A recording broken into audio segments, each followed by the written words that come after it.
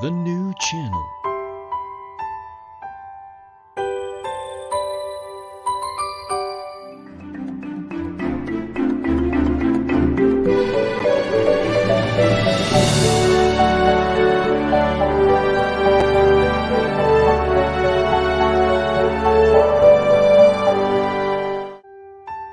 The new channel.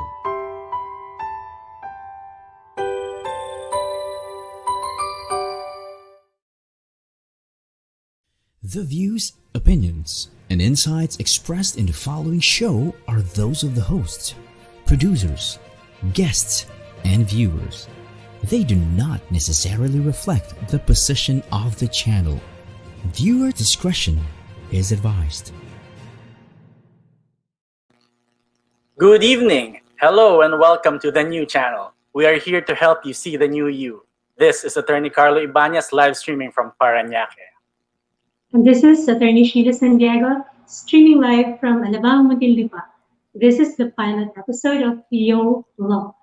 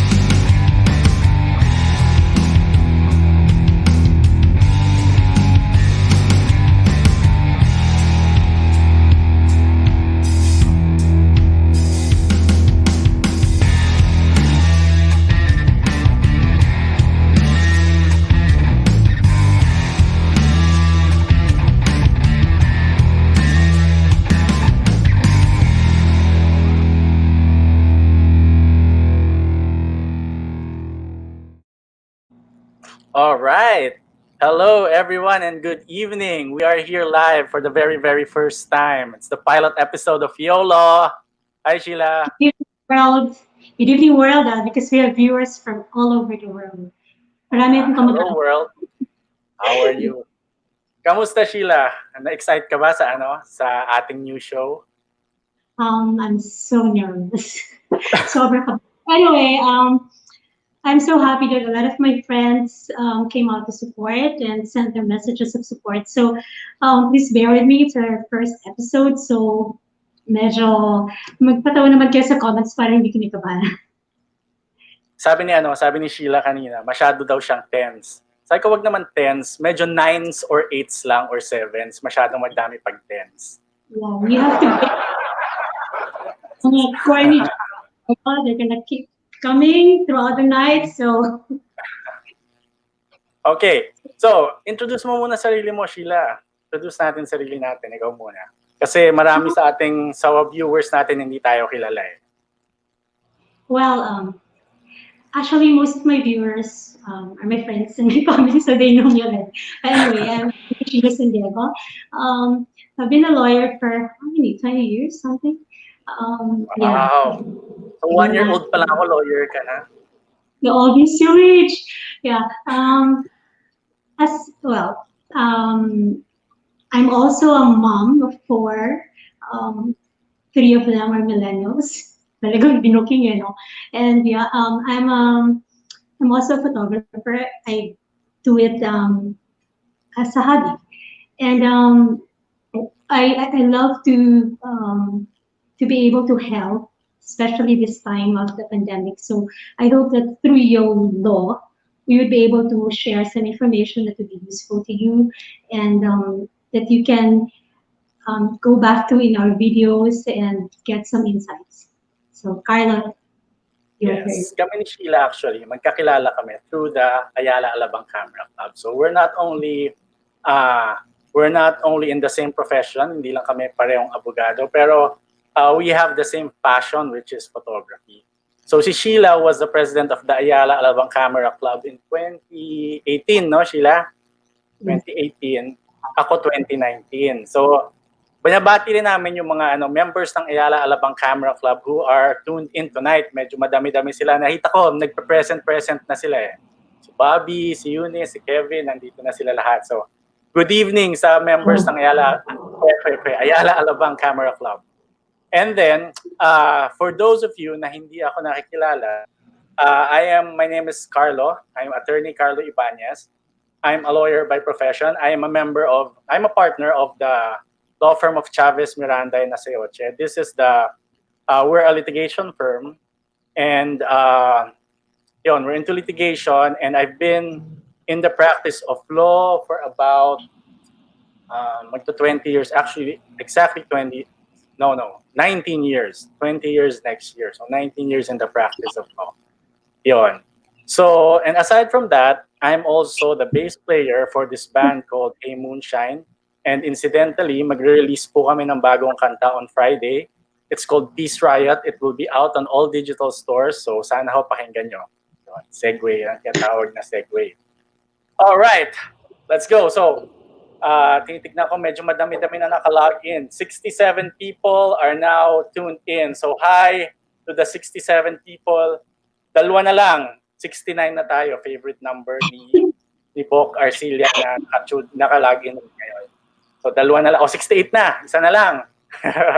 Alright. So, tonight, ano pag-uusapan natin, Sheila?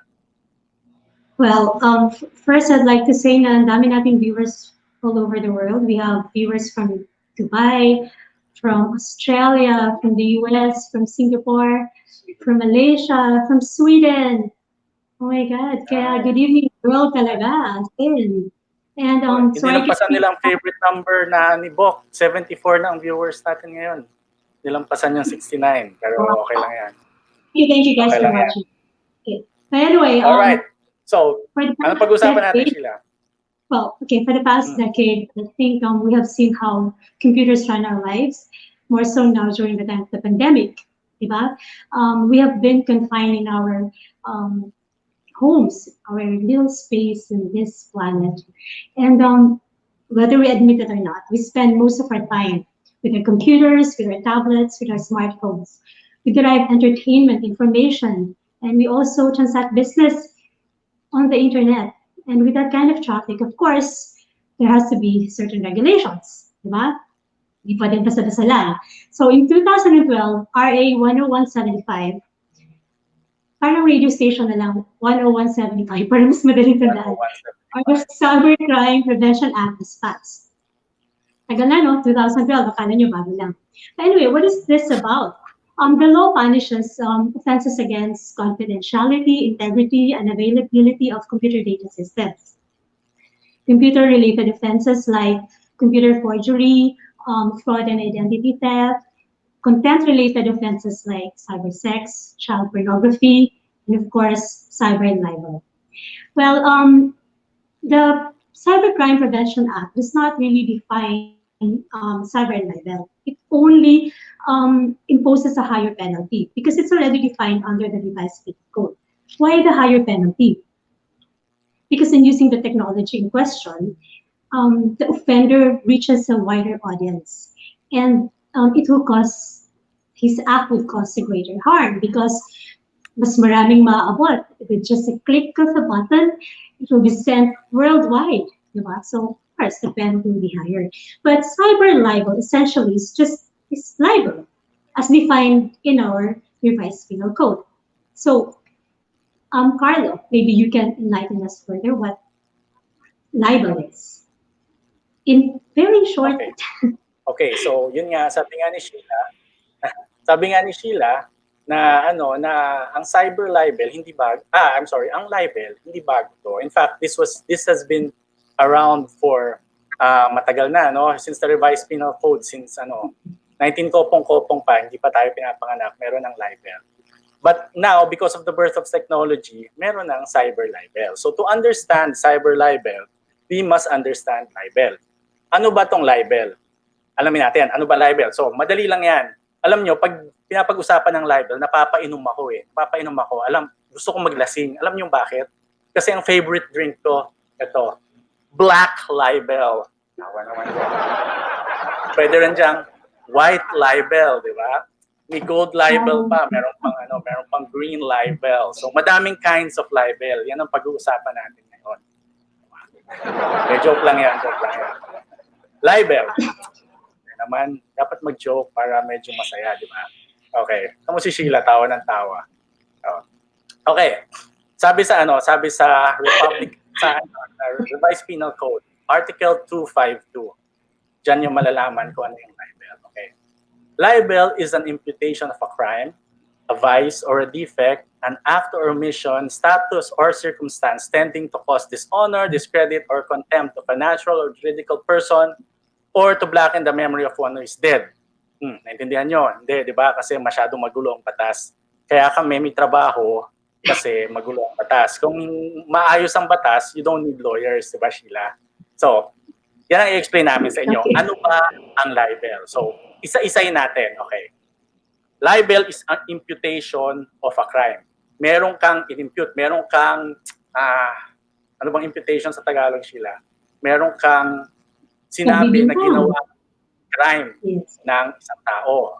Ano ba yan? Example ng crime, sinabi no na magnanakaw si pareng ganyan, sino bang nakandito? O si Dean Russell, gawin natin example kasi nag-login siya. Si Dean Russell, magnanakaw yan, estapador yan, di ba? That's an example of a crime. Ano pa ba example ng crime, Sheila?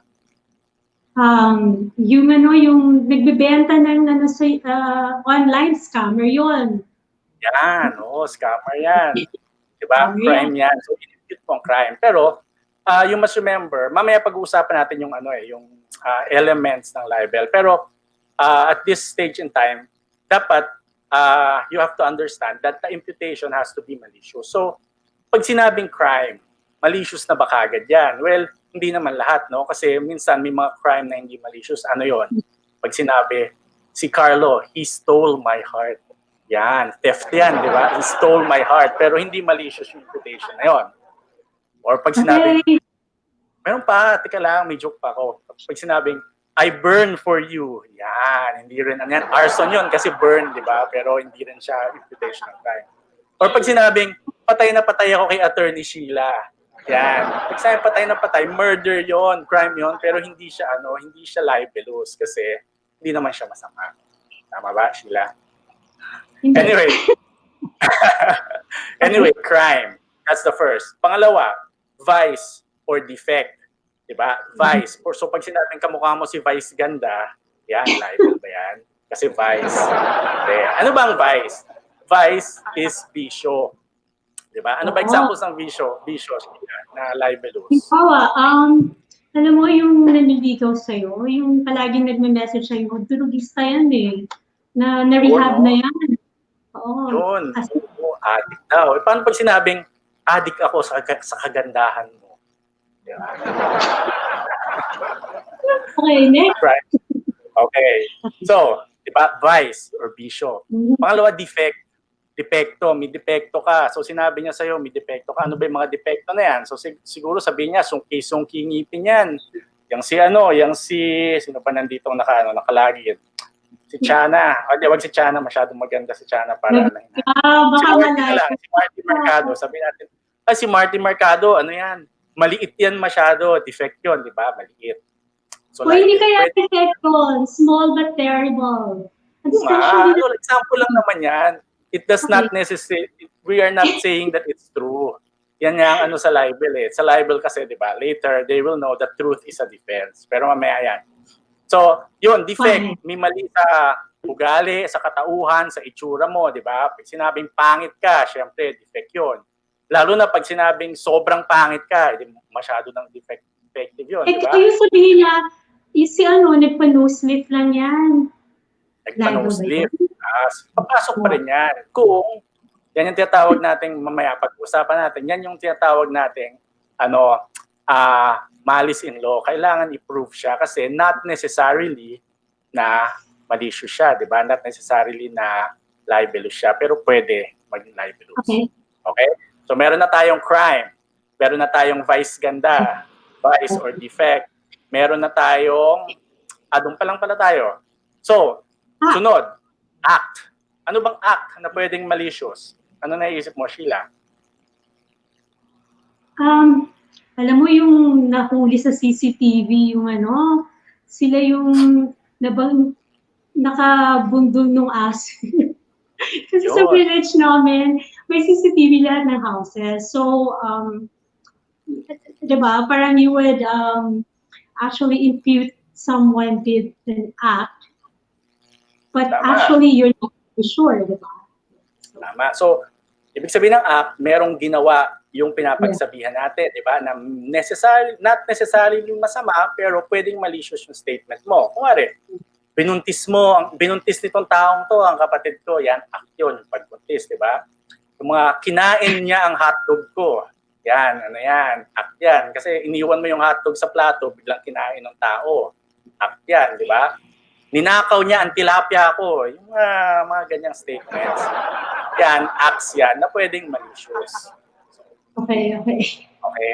So, omission. Ano ang omission? Omission.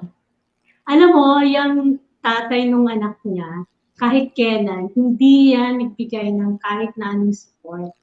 Uy, pareho tayo ng example sila. Diba? Pareho tayo ng example. Ayun na example pa. Well, tama yun. Ang omission, yung hindi ginawa. Isang ba ang act yung ginawa? Ang omission, syempre, yung hindi ginawa. Katulad ng sinabi ni Sheilla, hindi pinanagutan ang anak ng binuntis niya, di ba? Omission niya na pwedeng libelous. Or kinalimutan niyang pakainin ng baboy ko. Yan, mga yan, omission yan, di ba? Hindi niya ininom ang katas ko. Ay, putya. Ano ba sabi ko? Yung mga ganon, di ba?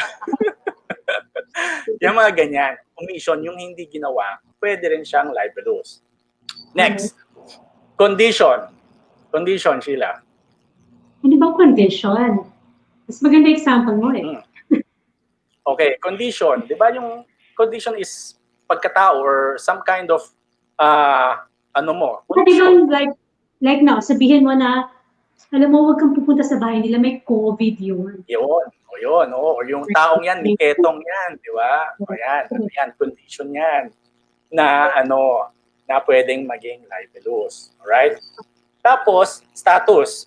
Status, ang usual na status na na pwedeng maging libelous is status sa society, di ba? Itong taong to, pulubi to, yagit yan, di ba? Well, hindi naman siya dapat libelous, pero minsan dahil sa context, hindi siyang libelous, di ba? Tapos, circumstances which tend to dishonor, discredit, or contempt, or blacken the memory of one who is dead. Ito general na. So, kung hindi nyo mahanap dun sa act, sa omission, sa crime, sa status, sa vice or defect, pwede pa rin siyang pumasok dito if it causes dishonor, discredit, contempt, or blackens the memory of one who is dead. Ano ibig sabihin ng blackens the memory of one who is dead? Pinapaitim niya ang alaala ng isang taong patay na. So kung maputi siya nung buhay, sinabi na umitim siya nung namatay, yun, blackens the memory of one who is dead. Diba? Yan. So, yan ang definition natin ng libel, di ba? Sa definition pa lang, medyo magulo na, di ba? Saka ang haba na ng kwentuhan natin sa definition. Okay, sabi ni Chana, ang dami ko daw baon. Thank you, Chana. Ang dami daw akong baon. Yan. So, ang dami natin pag-uusapan dito sa libel. Sa pa lang tayo? Sa start pa lang tayo. So, yan ang ibig sabihin ng libel. Okay, Sheilla. How do you consider something that na defamatory or libelous ang isang bagay? Actually, you should not just interpret it by the words na sinabi. It should be, parang you should take the statement in its entirety. Diba? So, regardless of the intent of the author in saying so. Kasi, sinasabi niya, wala naman akong mali siya sa pagkakasabi ko yun. Pero sinabi mo, pag nanakaw yung tatay kong congressman, walang mali siya yun. Diba? So, it's, you really have to take the whole context of the statement that was said. Tama yun. Yeah. Tama yun. yun nga, hindi yung intention na nagsabi ang kailangan natin i-consider. Isa pa, statement should not be interpreted by taking the words one by one or out of context. Dapat in entirety, di ba? Hindi pwedeng isang part lang malicious tapos sabihin mo hindi malicious o hindi malicious, di ba? In fact, it should be given, the word should be given in the ordinary sense or how it is commonly understood in daily life. Example nito, kunwari, sinabi ng isang tao, itong ito bang nakalagin? Si Bok Arcilla. Si Bok Arcilla, hayok sa laman yan. Di ba? Kung titignan mo, ang ibig sabihin ng pag hayok sa laman, kung titignan mo talaga literally, ibig sabihin lang noon, mahilig sa karne, di ba? Mahilig sa meat. Diba? Pero, you have to apply it in its sense talaga. Ano bang ibig sabihin nitong taong to nung sinabi niyang hayok sa laman? Pwede niyang sabihin na defense niya, ay, sinasabi ko lang yan kasi mahilig sa hotdog yung si Bok. Eh. Pero, if you take the whole meaning, iba yung sinasabi niya. Hayok sa laman, ibig sabihin, mael, di ba? Si Bok. Okay? Okay. So, what are not libelous, Sheila? Well, a private communication made by a person to another in the performance of a duty, diba? So, it's not meant to be published for public consumption. It's supposed to be just a private communication, and it's not covered by libel. It's not libelous. And also a fair and true report made in good faith, especially if it's based on facts. Marami tayong mga ganyan eh, na parang based on report, yung report na yun based on facts naman with statistics. Tapos kaso, pangit lang talaga yung resulta na report. And then masyado na sensitive yung mga taong involved sa report. So, and another thing is, the word PI is not libelous. Hirap sabihin eh, kung ano magsabi. Nawala. Yung PI. Parang nag-slow. Sabi sa'yo eh. PI. Teka, Sheila, nagsuslow down ng internet mo, hindi nila narinig yung last na sinabi mo. Ang sinabi ni Sheila, pag minura ka na putang ina, hindi naman hindi naman libelous ang putang ina. Di ba? Ang putang ina, hindi libelous yan, putang ina eh. Hindi siya libelous. Bakit? Kasi you have to take it in a literal sense. Hindi naman niya sinasabing yung nanay mo is isang kalapating mababaw ang lipad. Diba? Ang sinasabi niya, expression of anger yan. So you have to take the words in its literal sense. You shouldn't take the word in its literal sense. Dapat kung ano talaga ang meaning. Alright? Okay, so malinaw tayo dyan. Mamaya, kung meron kayong mga questions, sasagutin namin yan. Sasagutin namin lahat ng questions nyo later on. Kapag hindi namin nasagot, meron pa tayong show sa Thursday at sa mga susunod na araw at sasagutin namin lahat ng mga katanungan nyo as best as we can. Okay. So next. Para malaman mo talaga kung libelous, may test yan. May test to know if something is libelous or not. Yan ang tinatawag na elements ng crime. So, para kunwari, doubtful ka kung libelous nga itong statements or hindi. Isa-isahin mo lang itong mga elements na sinasabi ito. First element, defamatory imputation. May sinabi siyang libelous, which is, pinag-usapan na natin kanina, act or omission, vice, defect, condition, circumstance that blackens the memory of one who is dead. Yan yung mga defamatory imputation. So unang-unang element is kailangan talaga may sinabing masama sa'yo. Kung walang sinabing masama, edi wala na kagad na libel yan, di ba? So yan ang first element na kailangan mo kailangan meron talaga bago magkaroon ng libel. Okay, element number 2, Sheila, what is it? Well, of course, there has to be malice. Yeah. Well, malice, actually, sa law, dinidistinguish pa nila yan. Presumed malice and malice in fact. But actually, simply put, there is malice if someone said it knowing that it is false or just said it with reckless disregard, whether he knew whether it was false or not. Diba? So, dun pa lang may malice. Okay. So, tama yung sinabi ni Sheila na kailangan may malice, di ba? Yung malice na yan, dalawang klase yan, tulad nga sinabi ni Sheila.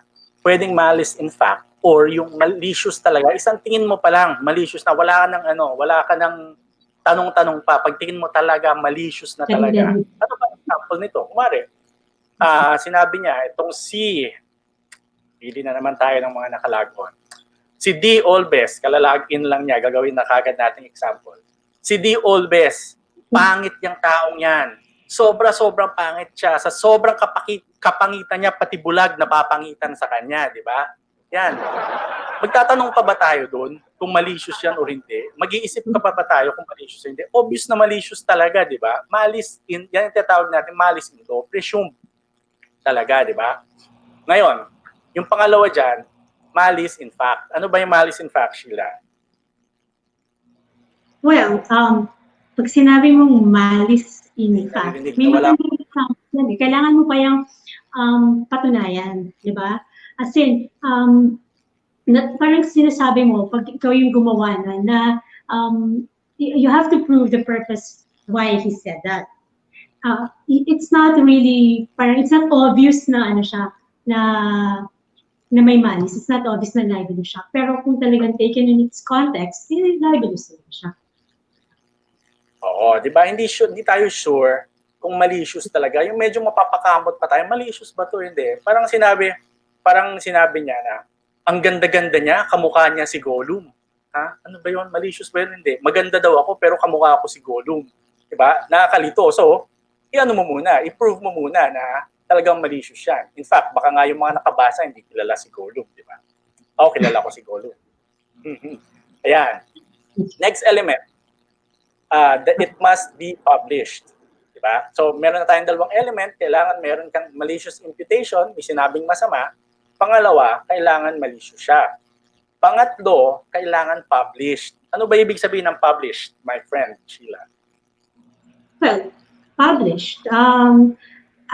For cyber libel in particular, the publication requirement is already satisfied with the use of information, especially FB, Twitter, all other kinds of social media, or email, diba? So, mas madali sa cyber libel kasi pag pinost mo yan, tapos naka-link lahat ng accounts mo, posted yan all over the internet. Tama yun. So, madali talaga sa cyber libel. Because, may-mention ko lang sinabi ni Gian Season, meron siyang magandang explanation tungkol sa malice eh. Sabi niya, malice daw, yan si Malice in Wonderland, saka si Malice Dixon. Si Gian nga pala, kabanda ko sa himong siya niyan. So, alam niyo na mga joke namin sa stage pag manonood kayo ng mga namin, mga gig namin. Ganyan.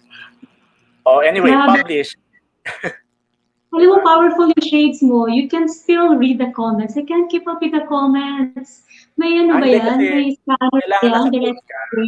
Kailangan may phone kang separate. Diba? Dalawa phone mo dapat. Tatlo nga monitor ko. May iPad pa ako dito kasi sa iPad ko, nandyan yung notes ko. Ito tapos sa harap, sa computer ko yung camera, sa phone ko yung comments. Ganyan nga. Okay. Anyway, malicious, sorry. Published. Na-discuss na ni Atty. Sheila kung ano ang ibig sabihin ng published. Ang ating last na element for libel is the victim must be identified. Ibig sabihin, dapat kilala talaga. Kasi kung hindi ma-identify yung ating victim, mahirap naman sabihin na libelous yan, di ba? Paano mo i-identify ang isang victim? Pinakamadali is, of course, you are named. Kung pinangalanan ka, edi wala nang tanong-tanong, di ba? Kunwari, sinabi natin, may mili na naman tayo na nakalagin. Si Anthony D, kalalagin din ulit niya. Gagawin na nating sample ulit. Sinabi niya si Anthony D, weak as shit yan, di ba? O di syempre, yon? Alam mo na siya kasi ni-name talaga siya, di ba? Pangalawa, pag-describe siya. Pag dinescribe mo siya by person, di ba? Kunwari, sinabi niya, yung host ng YoLaw, pangit ang ugali niyan, di ba? Dinescribe mo yung tao. Alam mo na kung sino. Kasi, syempre, hindi si Carlo yon. Kasi si Carlo maganda ugali, di ba? Alam na natin na yung isang host ng YoLaw yon. Joke lang. Di ba? Okay. Pangatlo, Kung mga picture-picture to, dinrawing ka, may kamukha mo, yan. Ano rin, libelous na yan. Alam mo na kung sino yung victim, di ba? If the victim is a group of people, kahit sino dun sa group of people na yon, pwedeng magdemanda for libel. Kung sinabi nila, hey Moonshine is a shit band to talk shit about someone else, di ba? Mga ganyan, hey Moonshine. So kahit sino sa hey Moonshine, pwede magdemanda kasi ano naman, specific naman talaga yun. Ganun yun. Hugot. Summarize Anyway. Summarize mo para matanda nila. Yung elements, para maalala nila. Para, when they see something, they would remember. Again. Hindi namin narinig. Sorry. I was just gonna summarize yung 4 elements of libel para mas madali nilang maalala. Okay, first, there must be, of course, a defamatory imputation. Maybe sinabing masama, di ba? Malice must be published. And of course, the person must be identifiable. Na ikaw talaga yun. Yan, ganun lang kasimple. So, hanapin nyo yung mga post against you. Yung mga nagpo-post ng mga haters nyo, ganyan, baka pwede. Tama. That is the test of libel. Bilangin nyo, tignan nyo, may sinabi ba siyang masama sa akin? Pangalawa, malicious ba yung sinabi niya sa akin? Pangatlo, identifiable ba ako? Alam ba natin kung sinong tinutukoy niya? Pang-apat, pinablish ba to? Or kung sa cyber libel, pinost ba niya to, di ba? Kung mga GC naman to, or mga chat, may ibang tao bang nakabasa dyan? Di ba? Ganun lang yon. Kung lahat yan pumapasok, kung lahat yan ay yes ang sagot nyo, edi libelous na siya, pwede ka na magdemanda. Di ba? Ngayon, 9 o'clock na, we will have to go on a very short 2-minute break kasi required ng station natin ang ating break. So we'll have to go on a break. Pagkatapos namin mag-break, sasagutin namin ang mga tanong ninyo. Alright? Break na daw. Nasaan na yung break?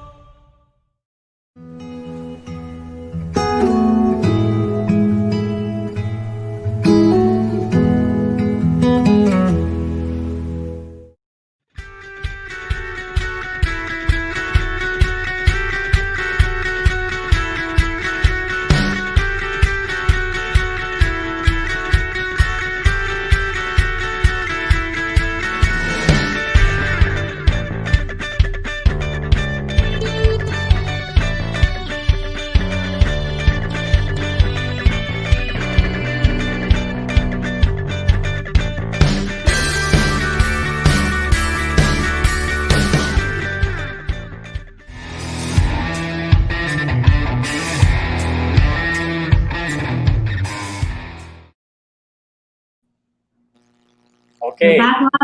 So, may mga tanong tayong sasagutin natin. Okay.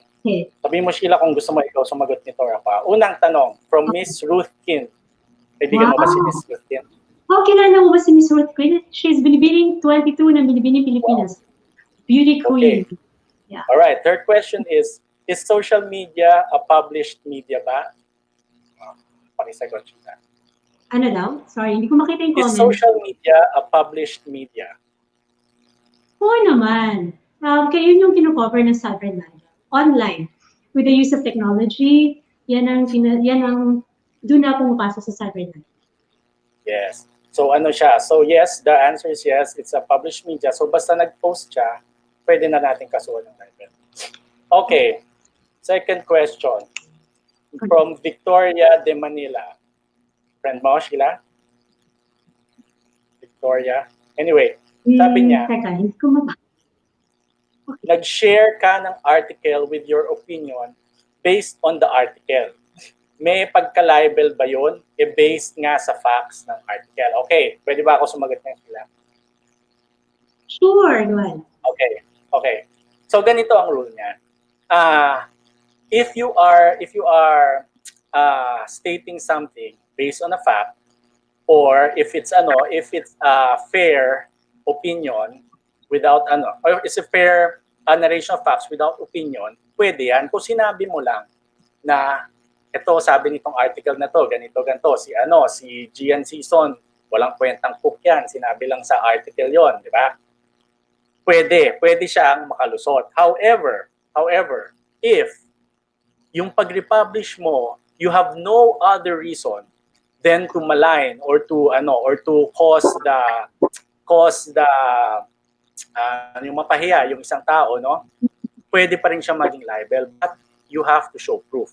You have to show proof na itong taong to, ni-repost niya to, pero malicious yung pagka-repost niya. Ito nga yung tinatawag natin, hindi presumed yung libel, no? Kasi nga, ipoprove mo siya. So, the general rule is, if it's based on facts, based on another person's opinion, ni-repost mo lang, at siguro, inulit mo lang yung sinabi niya, general rule, walang libel yan. But, if mapoprove nung kalaban nyo na ang ginawa nyo yon for a malicious purpose, pwedeng maging libel. Okay? Thank you. Yeah. Okay. Next question. From Leia R. Rodriguez. Where to file complaint? Friend mo? Deputy Prosecutor ng Quezon City. Mag-ingat kayo sumagot dyan. Ikaw na. Prosec, hello po. Deputy Where to Prosecutor. file complaint if the malicious comment is posted in the internet? Magandang tanong yan. Sheila, ikaw na sumagot. Please, Hindi ko makinig-comment yan. Again. Sorry. Okay. Where to file the complaint if the malicious comment is posted in the internet? Pwede naman ako sumagot, pero ikaw na lang, Sheila. Bakit ako gusto? Okay. Or ikaw na? Actually, di ba sa libel before, sinasabi nila, sa pag-libel lang, you can file it kung saan una na-publish yung article, yung libel sa article.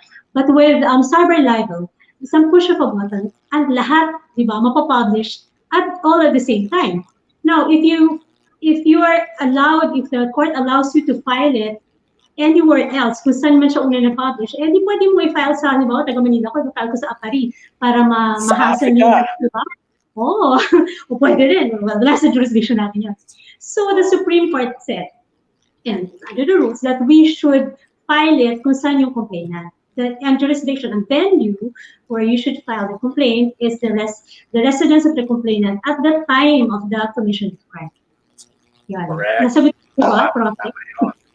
Tama yun. Kasi we would be in the absurd situation na anywhere in the Philippines pwede mong i-file kasi nga internet kahit saan pwede mong basahin, di ba? So, nilimit ng Supreme Court yung venue ng filing ng libel kung saan ka nakatira or kung saan yung complainant nakatira. Okay? Meron lang question dito at medyo hindi pa to malinaw, but I don't know, hindi pa siya masyadong malinaw. Ito, sabi kasi ng Supreme Court, ano opinion mo dito, Sheila? Ang opinion ko ganito eh. Sabi kasi ng Supreme Court where you actually reside at the time of the filing, di ba? Ang residence ba nito?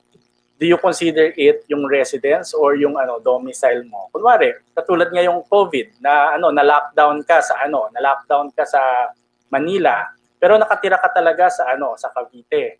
So saan mo siya ifa-file, di ba? Ang opinion ko dito is it should be kung actual place of residence talaga.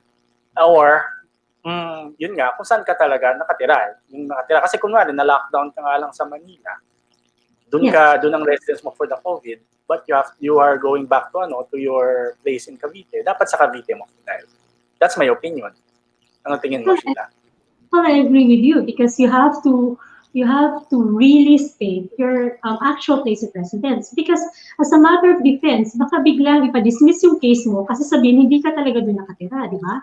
So then, if you're able to produce any certification from the barangay that you are a resident of that place, then it would be better. So I would suggest, of course, not suggest, I would really say na dapat you would file it at your place of residence. Yung totoo na, di ba? Kung magpa-file ka kasi ng libel meron talagang ginawang masama, so gawin mo na yung tama din. Para wala nang room for defense yung kabila. Agree ako dyan. Okay, next question. Daming questions. Mukhang hindi natin natatapos ngayon ito lahat sila. Pero, masyado naman sila sa mga questions. Wala bang nakakatawang question? Itong next na question. Si Anthony D. Si Anthony D is kasama ko sa JCI Makati. Ang tanong niya, paano pag sinabihan ka ng maganda ka pero ang totoo, gwapo ka? Diba? Well, yan nga yung sinasabi natin na medyo medyo kailangan mo i-prove na may malis talaga, 'di ba? If you look at it na yun lang, parang medyo confusing, 'di ba? Pero kung if you take the whole context, ano ba sinasabi niya? Na medyo medyo gay ka, is that a defect? Is that malicious? Well, depende sa context, 'di ba? Kung meron talaga siyang sinasabing masama, edi libelous pa rin yan. Ganun ba? Tama ba yan, Sheila? So, sa example mo, kung hindi ka naman talaga bakla, okay lang yun, di ba? Huwag mo nang patulan yun. Sayang pa yung bayad sa abogado, di ba? Ayaw mo na, lang yun, sobrang gwapo ka lang yun para masabihan kang maganda. Or, siya yung joke lang, may crush yun. Naks. Tama yun. Okay, another question. From Shalen Antonio. Shalen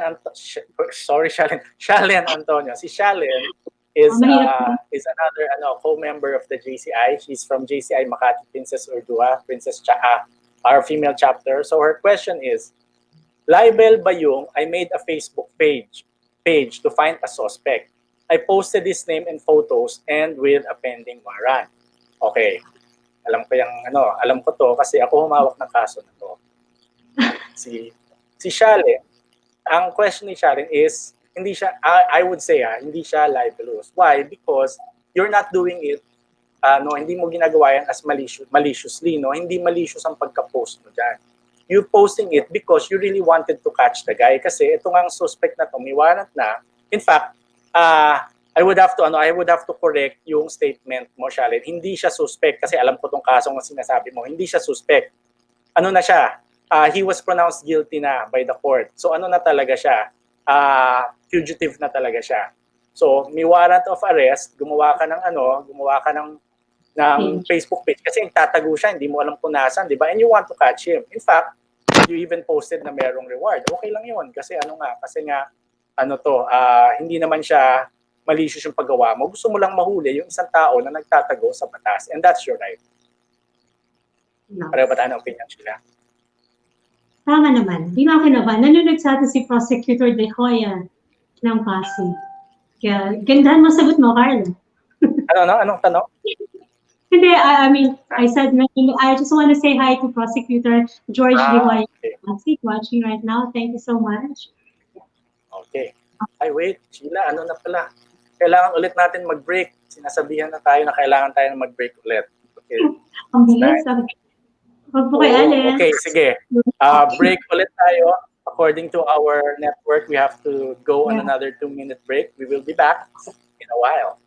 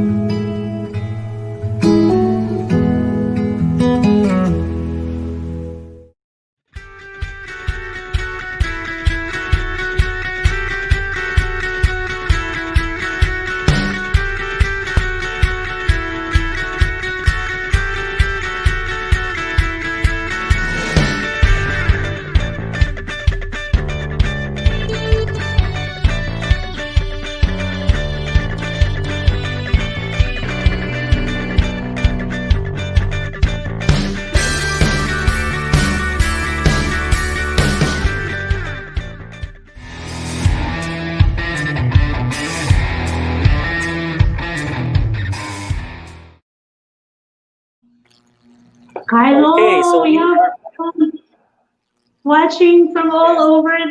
Grabe. So heartwarming. We have friends nice. from the way from Cebu, from Zamboanga, from Leyte, Wow. from La Union. Grabe, ang dami. San Pablo City, that's my mom's place. From Gumaca, Quezon, Thank from you. Bicol. Oh my God, ang dami.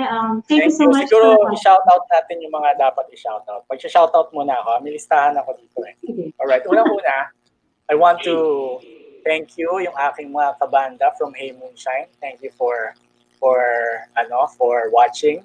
Ayan, si Angela our backup vocalist just logged in. Patapos na Angela, pero thank you for watching. And our managers, si Miko saka si Kimi is also watching. Thank you very much. And then yung friends namin from other bands like Switchblade Manila, nakita ko si Nadine Russell, nandito rin nakita ko, and all our other friends. And of course, our friends from JCI Makati and on all the chapters of JCI in the whole world na kikinig rin sila. And syempre, the people from Ayala Alabang Camera Club in which Sheila and I are members. Salamat din po sa inyong pagtangkilik. And then may mga names ako dito na sinabi rin. Of course, ang mga friends ko from Cavite, si Mark, si Tyre, saka si Doms. My mom and my dad is watching. My sister from Singapore is also watching. Thank you. And then si Mercy, si Janet, si Jet, si Klaus, si Athens. Yan, mga nanonood sila. Si Henar Idor. Yan. And of course, yan. Masabi ko na siguro lahat. Kung mga minakalimutan ko, sorry, medyo madami, pero I'm sorry, pero we really appreciate it that you guys are watching it. Everyone who is watching, maraming salamat po. Okay. Actually, I know we don't have much time, but I just want to use my friends, my family. They know naman I appreciate so much your watching tonight and all your support. I just want to use this time to help my friend, a very young friend, Jasmine Grande, who is the program developer of Streets to School. She helps yung mga students na syempre ngayon COVID na, di ba? Lahat online learning na. So, she's part of the Ayuda Pang Eskwela. Nandun sa comment section natin yung kanilang details. So, if you want to help, please help. Sobrang bata pa nito. She's just a teenager, but she, spearheaded this kind of campaign, and she spent so much time just to help young kids. So, yun lang. Thank you. And of course, gusto ko rin batiin ang aking love, si Joy. Thank you for watching. Yung mga little ones ko, natutulog na pero gusto sana nila mag-watch. Pero pinatulog ko na. Thank you pa rin. Ayun. Okay. So I think we have one my more. Friend from Anufi, Carlo. My Anufi friends, my Barrett's friends. Of course, my loved ones, they already know. Yes. Watching. People from Australia, they're watching us from different states. Victoria, from South Australia, Adelaide, from Gold Coast, where my son is. They're all watching. So, yeah. Now, Carlo, next, malapit lang matapos, pero I want to invite everyone sa Thursday kasi parang mas exciting yung topic sa Thursday. Oo. Ano ba sa Thursday topic na? At yan ba yung Yan ba yung annulment? Tama ba? Annulment. Marami na akong friends na Anyway, yeah, I think so. Okay. I'd like to invite everyone. Next Thursday, meron tayong isang topic pa which is annulment. Yan, tungkol sa love, ng inyong mga pag-ibig na hindi pala pag-ibig, akala nyo lang pag-ibig. So, magpapa-annul na kayo. Yan ang papag-usapan natin next Friday. Next Thursday. 8:30. Yes. So, yun. Meron pang nagsasabi from Phoenix, Arizona. Nandito daw siya. Nag-ano rin siya. Yeah! My family from Phoenix, Arizona. Yes. Yeah, Morris, idol yan ng mga Filipino nurses all over the world. She's a success story. Family daw. They love you so much, Sheila. That's ni Sheila. Thank you so much. Thank you. Ay, Marami sabi ni akong Jules, kamag-anak na frontliners all over the world, and they're here watching.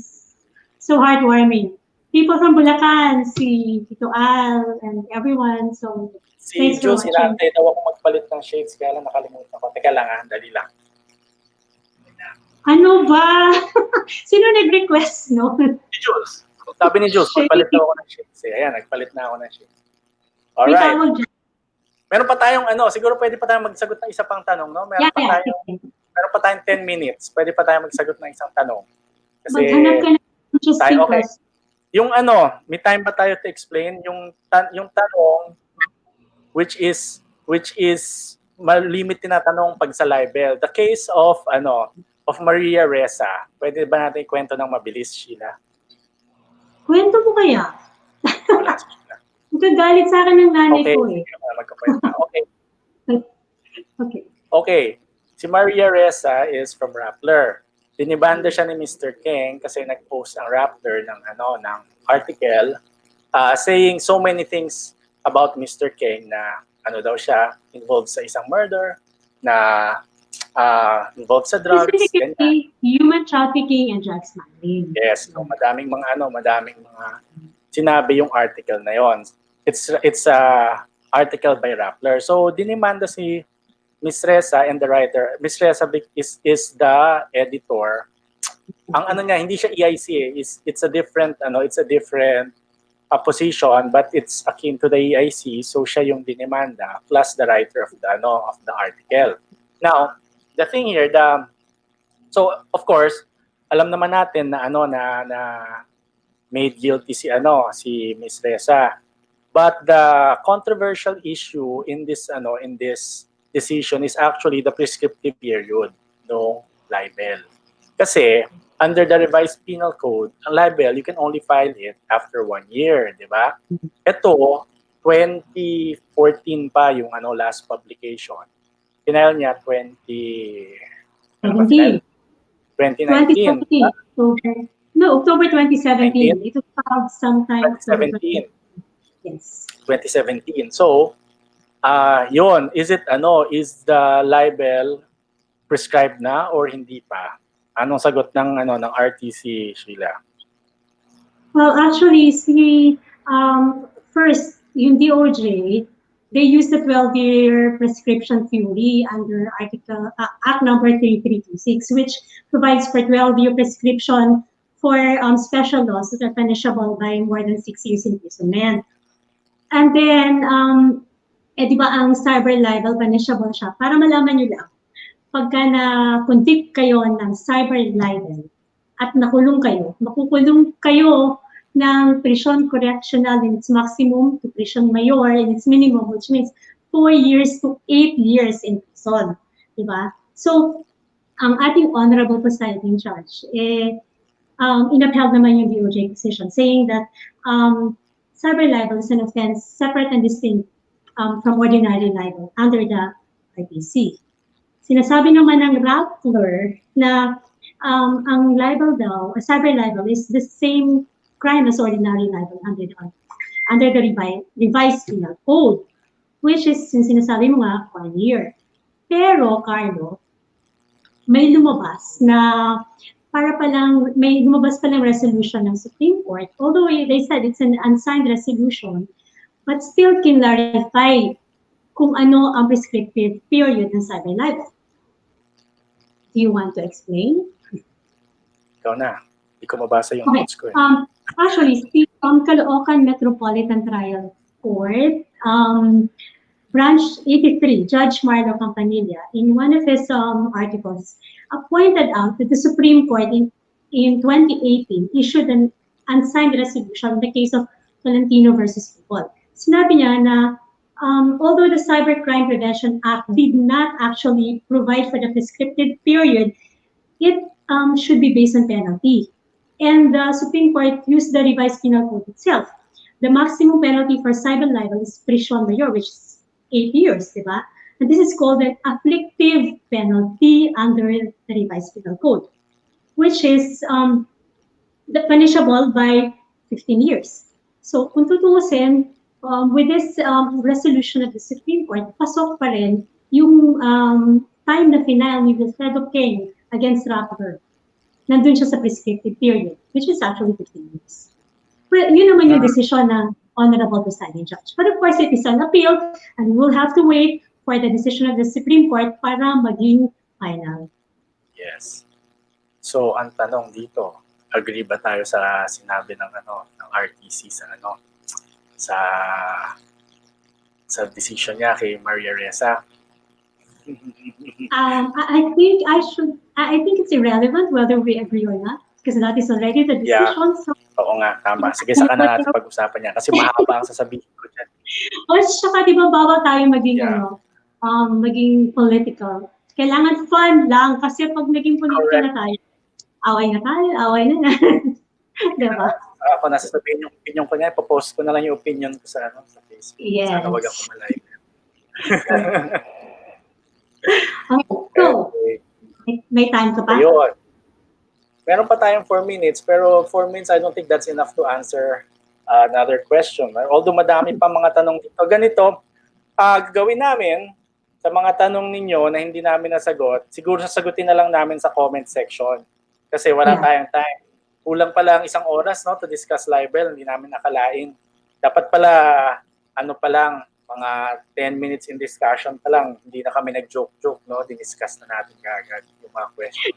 Anyway, yung mga tanong ninyo na napakadami, we can answer it in the comment section later on. Huwag naman tonight, patulugin nyo naman muna kami. Siguro tomorrow or the next few days, isa-isa namin yan, sasagutin namin siya.